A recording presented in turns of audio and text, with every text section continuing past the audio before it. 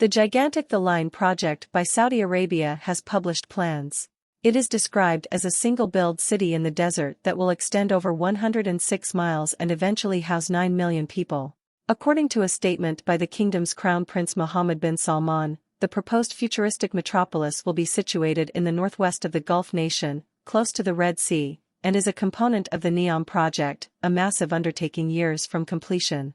The Line is a 500-meter tall, 200-meter wide, 656-foot skyscraper that would function as a vertical city.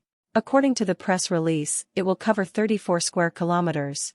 The project's technological viability has been questioned by critics, and the dystopian vision presented in a glitzy promotional video has been labeled as such by others. The Line is a component of the Saudi Arabian government's Vision 2030 rebranding strategy, which aims to make the country's economy more competitive with those of its Gulf rivals like Dubai and Abu Dhabi. By the end of the decade, the goal is to welcome 100 million tourists annually, with the expectation that the increase will generate billions of dollars for the regional economy.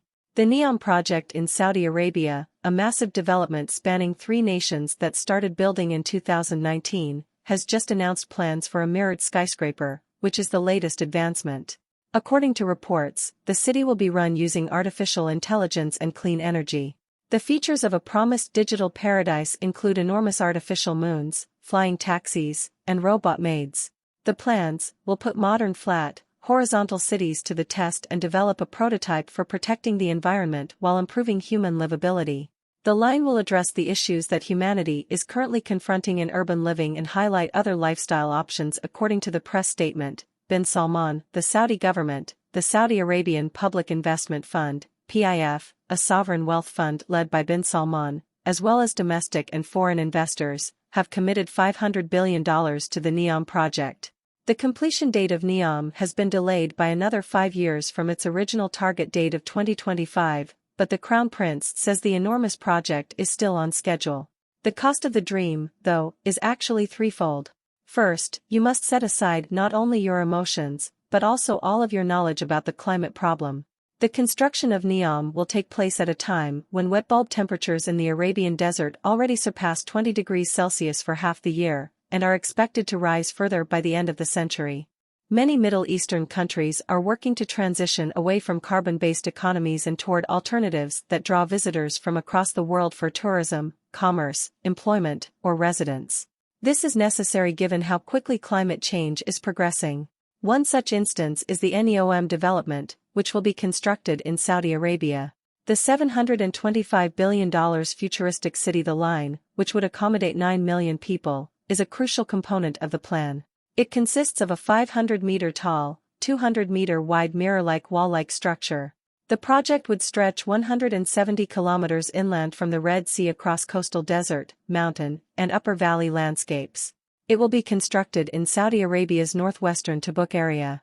The Line asserts to have created a new standard for sustainable growth.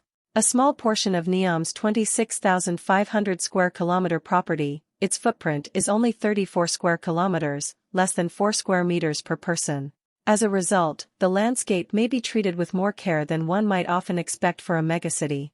The NEOM proposal also includes a port for shipping, an airport, research facilities, sports and entertainment venues, and tourist attractions.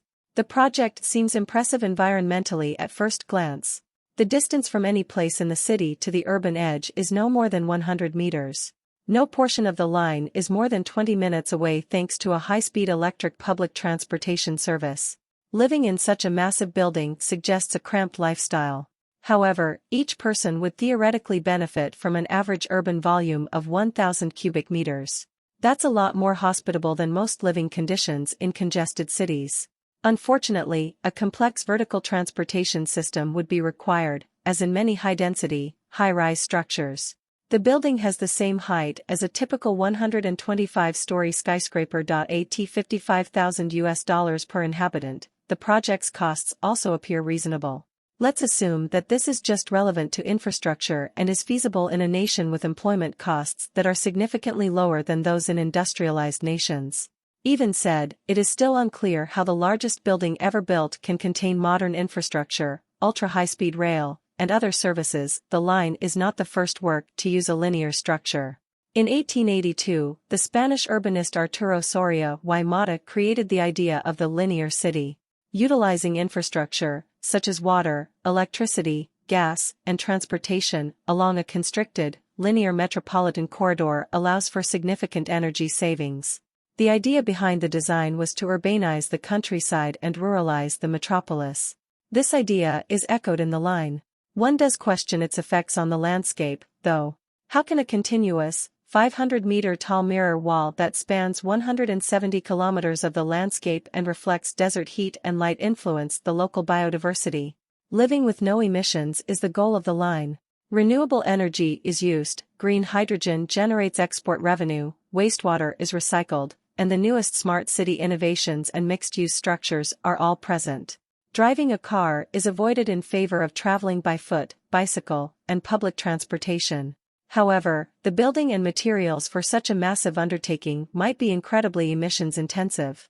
According to the idea, nobody would be more than 2 minutes away from nature, in other words, the urban edge at ground level. But is the time spent waiting for a lift taken into account? Without proper planning, a heavy dependence on vertical transit could dash plans for precincts that are actually bikeable or walkable.